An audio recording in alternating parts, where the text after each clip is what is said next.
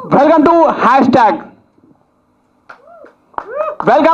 Tag name is Sudhakar Maskuri. ఇది ఆ స్థాయి నుంచి వెల్కమ్ టు ఇలాక్, ఇచ్చట లవ్ అమ్మబడును కొనబడును. ఇంత ఈ లాంగ్ జర్నీ అండి. ఈ జర్నీ గురించి మనం షార్ట్స్లో చెప్తే టూ మచ్కి వెళ్తాయి. ఎందుకంటే ప్రతి స్టెప్ కూడా కష్టాలు చూసినాం, నష్టాలు చూసినాం, సుఖాలు చూసినాం, దుఃఖాలు చూసినాం. ఇవాళ మేము ముందుకు వచ్చినాం. ఏనో అక్కడెక్కడనో గట్కేసరికి స్టార్ట్ చేస్తే ఇవాళ ప్రసాద్ ల్యాబ్లో దాకా, రేపు థియేటర్లో దుమ్ము దులిపేదాకా మీ బ్లెస్సింగ్స్తోనే. నిజంగా చెప్తున్నా, ఇవాళ నిజమే మాట్లాడుతున్నా. మా అయ్యమ్మలు నాకు ఆస్తులు ఇస్తే మీరు నాకు ఆశీర్వాదం ఇచ్చిరు, పేరు ఇచ్చిరు, ప్రతిష్ఠ ఇచ్చిరు. ప్రతి ఒక్కటి మీరు పెట్టిన భిక్షం. ఇవాళ సుధాకర్ మస్కూరి అంటాడు ఒకటి గుర్తుపడుతుండ అంటే అంజనీ దాస్ అండ్ సుధాకర్, మా యూట్యూబ్ సబ్స్క్రైబర్స్ మీరందరు పెట్టిన ఎంగిల్ ముద్దలు నేను తిని బతికిన. చాలా వరకు కష్టపడ్డాం వ్యూవర్స్. సరే, మన ఛానల్ పరంగా అవి పక్కన పెడితే మూవీ గురించి మాట్లాడుకుంటే కొన్ని టాస్కులు కానీ కొన్ని చూసినప్పుడు మాట్లాడినట్టు శివరాజశంకర్ గారు మాట్లాడినట్టుగా ఒక్కోసారి బాధ అనిపిస్తుంది. ఎందుకంటే ఇంకా అది వేరే సిచ్యువేషన్లు, ఆ సందర్భాలు వేరు. అదేవిధంగా ఫస్ట్ ఆఫ్ ఆల్ నా సబ్స్క్రైబర్స్ అందరు కూడా పాదాభివందనాలు. ఎందుకంటే మీరు లేదు మేము ఇంటికి రాము. అదేవిధంగా ఇవాళ సండే అని కూడా మర్చిపోయి ఫ్యామిలీతో గడపాల్సిందిగా ఇడిస పెట్టేసి మా కోసం ఇంత దూరం వచ్చినటువంటి పత్రికా సోదరులందరూ కూడా నమస్కారం సార్. థ్యాంక్ యూ అండి. మీ బ్లెస్సింగ్స్ వల్లనే ఇంకా ఇది మీ చేతుల్లోనే ఉంది. ఎందుకంటే పబ్లిక్కి మాకు మధ్యలో మీరు ఉన్నారు. భగవంతునికి భక్తులకు మధ్య, వాళ్ళు భగవంతులు అయితే మేము భక్తులము. మా మధ్యలో పూజారి లేక మీరు బాధ్యత స్వీకరిస్తున్నందుకు ధన్యవాదాలండి.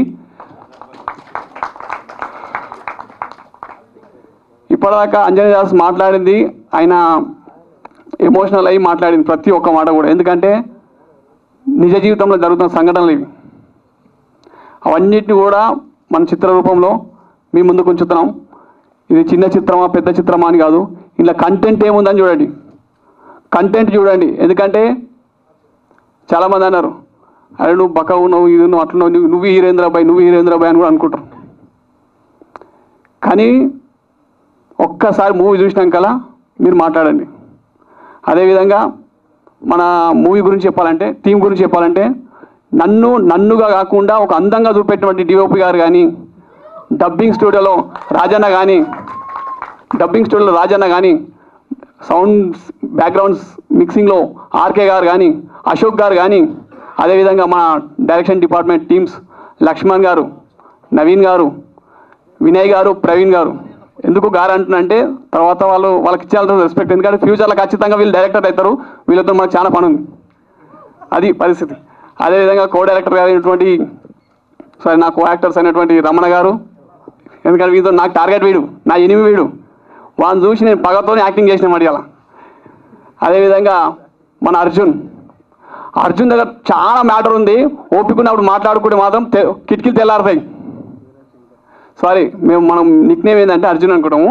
శివరాజ్ శంకర్ దగ్గర స్టఫ్ ఫుల్ ఉంది, కూర్చొని మాట్లాడితే కిటికీలు తెల్లారుతాయి. ఓకే, ఇక ఈ విషయానికి వద్దాము. మన మూవీ ఇప్పటిదాకా అయిపోయినట్టుగా చాలా స్ట్రగుల్స్ పడి మూవీ స్టార్ట్ చేసినాక షూటింగ్ అయిపోయింది. 15 రోజులు స్టార్ట్ చేసినాక ప్రొడక్షన్ అంతా ఖర్చులు అవుతూనే ఉన్నాయి, మీరు ఇచ్చిన పైసలు రెడీ అవుతున్నాయి, షూటింగ్ అయిపోయింది. కొన్ని రీజన్లు అవి తర్వాత చెప్తా. ఎందుకంటే మీకు చెప్పకుండా నేను ఏది దాచిపెట్టను. కొన్ని చిన్న డైలాగ్స్ ఉన్నాయని చెప్పేసి ఏదో ఇక సరే వాళ్ళ పర్సనల్ విషయం మనం గెలకద్దు. తర్వాత షూట్ స్టార్ట్ అయినాకలా మంచిగా నడుస్తుంది అనుకుంటున్నాం, కానీ మళ్ళీ ఒక 4 రోజులు వారం రోజుల తర్వాత మళ్ళీ అయిపోయింది. ఒకరిని కాలు మొక్కిన, అరే చెయ్యిరా ఆయన నీ కాలు మొక్తారా అబ్బాయి నువ్వు, ఎందుకంటే పబ్లిక్ మనం నమ్మిరు అబ్బాయి, బిలీవ్ చేసిరు. వాళ్ళు బిలీవ్ చేస్తే మనం మస్తు అవుతుంది అబ్బాయి, బిలీవ్ చేసిరు అబ్బాయి నమ్మురా ఆయన అంటే కూడా వాడలేడు. కానీ ఏదైనా మన మంచిగా అవుతుంది. ఇప్పటిదాకా రాముడు బాణం గుంజినప్పుడు తాడనుకుని చూసినావా, అరే నా దేవుడు నా వెనక కూర్చున్నాను. నిజంగా చెప్పాలంటే అది మాకు రమణ అంటే సురేష్ రూపంలో దొరికింది. అది నా ప్లేస్ కొట్టేసింది మనోడు. అదేవిధంగా ప్రీతికి మస్తు లైఫ్ ఉంది. నా క్యారెక్టర్ ఫిక్స్ అయిపోయాను నేనైతే. తు కుछ भी समझो. నేను ప్రీతిని అయితే ఆమె థియేటర్లకు వెళ్ళినాక క్యాడ్బెరీ చాక్లెట్లకు వాళ్ళ ఇంట్లో కుప్పలు కుప్పలు వస్తాయి, కావాలంటే మీరు థియేటర్లో చూడండి. That's all. ఇక మన డైరెక్టర్ గారి గురించి చెప్పాలంటే వాడు నాకు అన్నం పెట్టిన దేవుడు. లిటరల్గా చెప్తున్నా. ఏనో మారుమూల హైదరాబాద్ కొంచెం దూరం నుండే ఆ ఏరియా నాదేదో నేను చేసుకొని బతికెట్టని తీసుకొచ్చి గాయ వేసేసి ఇవాళ నన్ను మీ ముంగడ తీసిపెట్టి ఎంటికలు పెంచిండు, జుట్లు పెంచిండు, ఇవన్నీ చేసిండు. మామూలుగా ఉండదు దొరకని. ఒకటి చెప్తున్నా, ఫ్యూచర్లో ఇండస్ట్రీలో ఎవరైనా సక్సెస్ కావాలనుకుంటే పొట్టైనా పర్లేదు అనుకుంటే వాని చేత పడురి.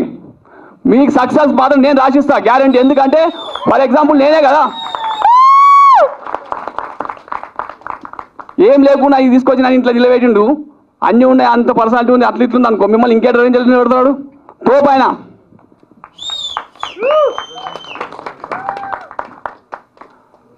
అర్థమవుతుందా? తోపైన అంతేగా. ఎందుకంటే నెక్స్ట్ సినిమా కూడా మనతో చేస్తాను కాబట్టి ఉన్నాయి, లైన్లు ఉన్నాయి. ఆయన స్టోరీస్ ఎట్లుంటాయంటే తిట్టని పొరం ఉండవాడు అన్నట్టు ఉంటాయి. లిటరల్లీ చెప్తున్నా, తిట్టని పొరం ఉండవాడు అన్నట్టు ఉంటాయి.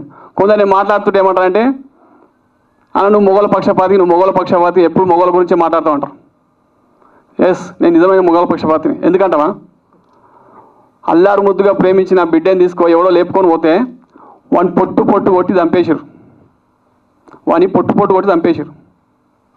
అదేవిధంగా ఒక పిల్లలున్న అమ్మాయితో పిల్లలున్న ఒక ఆంటీ అట్లా ఉంటుంది, వాళ్ళు రొమాన్స్ చేసి దొరికిపోతే వాడిని కూడా పొరక కొట్టి చంపేశారు.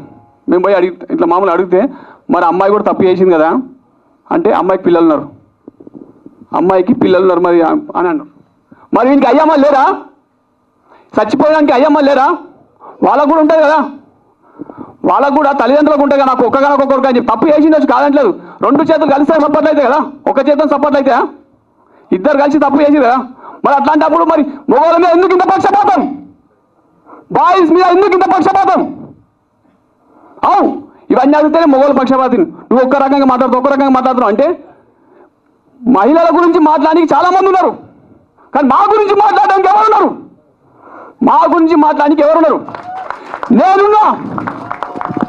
నేనున్నా మొగోళ్ళ పక్షపాతిని. మొగోళ్ళ గురించి మాట్లాడతా. అవును, ఇట్లా మొగోళ్ళ చేతిలో మోసపోయిన ఆడవాళ్ళు ఉన్నారంటే ఉన్నారు. వాళ్ళ గురించి చాలామంది మాట్లాడుతూ ఉన్నారు. మరి మన గురించి మాట్లాడితే ఎవరు లేరు కదా. తప్పు చేసినవచ్చు, సరే ఇద్దరు కలిసి శిక్షించండి. అన్ని రంగాలు సమానం అంటారు కదా సార్, మరి ఇంట్లో కూడా సమానం చేయరు మమ్మల్ని. మాకెందుకు సార్ ఇంత ఆవేదన? మాకెందుకు సార్ ఇది? ఎందుకంటే ఇవన్నీ నిజంగా చేస్తున్నాం కాబట్టి చెప్తున్న ఆవేదన ఇది.